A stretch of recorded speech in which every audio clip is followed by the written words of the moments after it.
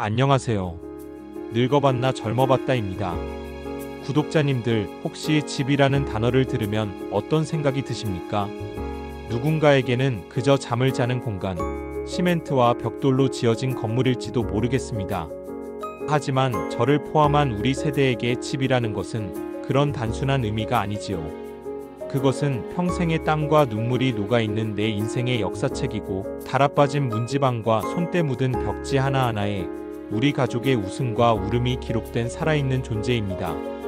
아이들 키를 재던 문설주의 상처, 아내가 아끼던 작은 화단의 꽃들, 남편이 못질 한번 잘못해서 생긴 벽의 흠집까지, 그 모든 것이 돈으로는 환산할 수 없는 우리의 삶 그 자체입니다. 그런데 나이가 들고 은퇴를 하고 나면 평생을 지켜온 이 소중한 집을 팔아야 할지도 모르는 순간이 찾아옵니다. 자식들이 사업자금이 필요하다고 할 때, 혹은 더 이상 계단 오르내리기가 힘들어 아담한 아파트로 옮기고 싶을 때, 아니면 그저 이 집 팔아서 남은 인생 편안하게 즐기다 가자는 막연한 생각이 들 때도 있습니다. 물론 집을 파는 것이 현명한 선택일 때도 분명히 있습니다. 하지만 제가 주변에서 수십 년을 지켜보니 너무나도 많은 사람들이 평생을 바쳐 이룬 집을 섣불리 팔았다가 나중에는 내가 그때 왜 그랬을까?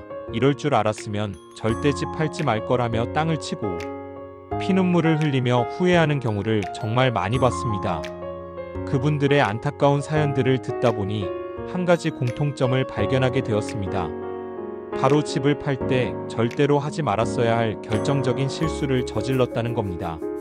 오늘 저는 그분들의 뼈아픈 후회 속에서 길어올린 집 팔고 후회하는 사람들의 세 가지 공통점에 대해 아주 현실적인 이야기를 해드릴까 합니다. 지금 집을 팔까 말까 고민하고 계신 분이 있다면 오늘 제 이야기를 부디 가슴 깊이 새겨 들으시길 바랍니다. 당신도 결코 예외는 아닐 수 있습니다. 첫 번째 공통점은 자식 말만 믿고 섣불리 판 사람들입니다. 세상에 자식 이기는 부모 없다는 말이 있죠. 특히 우리 세대는 자식이라면 간이고 쓸개고 다 빼줄 것처럼 맹목적인 사랑을 주며 살아왔습니다. 하지만 구독자님들, 자식에 대한 사랑과 내 노후의 생존 문제는 반드시 분리해서 생각해야 합니다. 제가 아는 한 분은 착실하던 아들이 어느 날 찾아와 무릎을 꿇고 눈물로 호소하기에 평생 살아온 집을 팔아 사업 자금을 대주었습니다. 아들은 아버지, 이 사업만 성공하면 제가 2배, 3배로 갚겠습니다.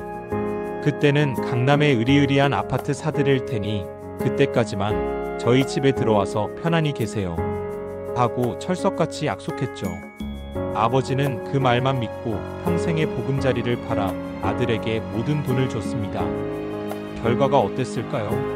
안타깝게도 아들의 사업은 1년도 못 가 망해버렸고 아들 내외의 사이마저 나빠졌습니다. 결국 아들 집에 얹혀 살던 그분은 매일같이 며느리의 눈칫밥을 먹고 아들의 한숨 소리를 들으며 죄인처럼 지내고 계십니다. 이제 와서 돈을 돌려달라고 할 수도 없고 다시 나갈 집도 없습니다. 그분은 제게 이렇게 말씀하시더군요. 자식의 눈물보다 더 무서운 게 나중에 내 눈에서 흐를 피눈물이라는 걸 그때는 미처 몰랐네. 구독자님들, 이건 자식을 믿지 말라는 이야기가 아닙니다. 다만 당신의 집은 자식의 사업을 위한 담보물이 아니라 당신의 마지막 노후를 지켜줄 최후의 보루라는 사실을 잊지 마시라는 겁니다. 우리가 언제 아플지, 언제 목돈이 필요하게 될지 아무도 모릅니다. 그때 자식에게 손 벌리지 않고 내 힘으로 해결할 수 있는 마지막 자산이 바로 이 집입니다. 자식에 대한 사랑은 사랑으로 남겨두고 당신의 노후는 당신 스스로 지켜내야 합니다. 두 번째 공통점은 막연한 불안감에 떠밀려 판 사람들입니다. 요즘 텔레비전만 틀면 온통 위기라는 말뿐입니다. 집값이 폭락할 거다, 경제가 어려워진다, 지금 안 팔면 큰일 난다. 이런 소리를 매일같이 듣다 보면 가만히 있어도 마음이 불안해집니다. 그러다 옆집 김씨가 집을 팔았다는 소문이라도 들리면 나만 뒤처지는 건 아닌가 하는 조바심에 잠을 설치게 되죠. 이런 분들은 뚜렷한 계획도 없이 그저 불안감에 쫓기듯 집을 팔아버립니다. 일단 팔아서 현금을 쥐고 있으면 안전할 것이라는 착각에 빠지는 겁니다. 제 친구 하나가 꼭 그랬습니다. 몇 년 전 집값이 곧 떨어진다는 전문가 말만 믿고 평생 살던 동네의 아파트를 헐값에 팔아치웠습니다. 그리고는 그 돈을 고스란히 은행에 넣어두었죠. 그 친구의 계획은 집값이 바닥을 쳤을 때 더 좋은 집을 사겠다는 것이었습니다. 하지만 세상이 어디 뜻대로 되던가요? 집값은 떨어지기는커녕 하늘 높은 줄 모르고 치솟았고 그 친구가 팔았던 아파트는 몇 억이 더 올라버렸습니다. 은행에 넣어둔 돈의 가치는 물가 상승으로 인해 휴지 조각처럼 쪼그라들었고 이제는 그 돈으로 전세 하나 구하기도 벅찬 신세가 되었습니다. 그 친구는 지금도 매일같이 한숨을 쉬며 말합니다. 나는 현금 부자인 줄 알았는데 알고 보니 마음이 제일 가난한 알거지가 되었어. 구독자님들, 절대 공포에 휩쓸려 당신의 가장 중요한 자산을 던지지 마십시오. 집은 주식이 아닙니다. 오르락내리락 하는 숫자에 일희일비할 대상이 아니라는 말입니다. 집을 팔 때는 반드시 그 다음에 대한 구체적이고 현실적인 계획이 있어야 합니다. 그 돈으로 어디서 어떻게 살 것인지에 대한 명확한 청사진 없이 막연한 불안감 때문에 집을 파는 것은 항해 계획도 없이 망망대해로 배를 몰고 나가는 것과 같은 어리석은 짓입니다.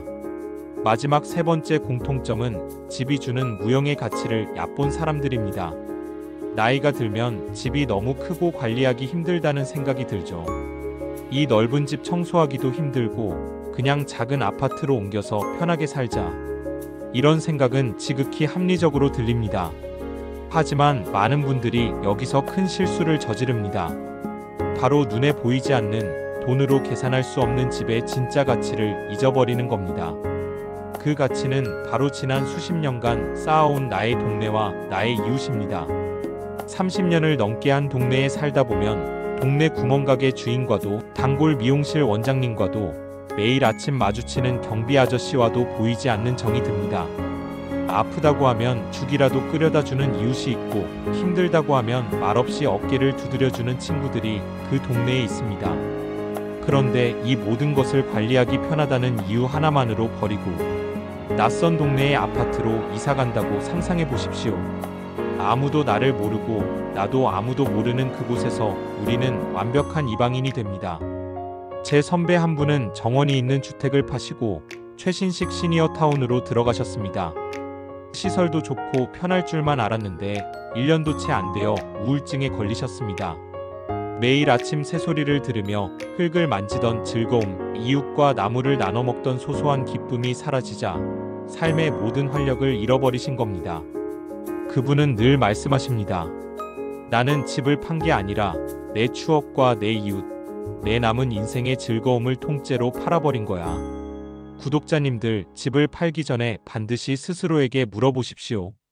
내가 이 집을 팔아서 얻는 것과 잃는 것은 무엇인가? 눈에 보이는 돈과 편안함 뒤에 내가 잃어버리게 될 소중한 가치들은 없는지 반드시 따져보셔야 합니다. 그러니 구독자님들, 부디 신중하십시오. 당신의 집은 당신의 삶을 지탱하는 뿌리입니다. 그 뿌리를 함부로 뽑아내지 마십시오.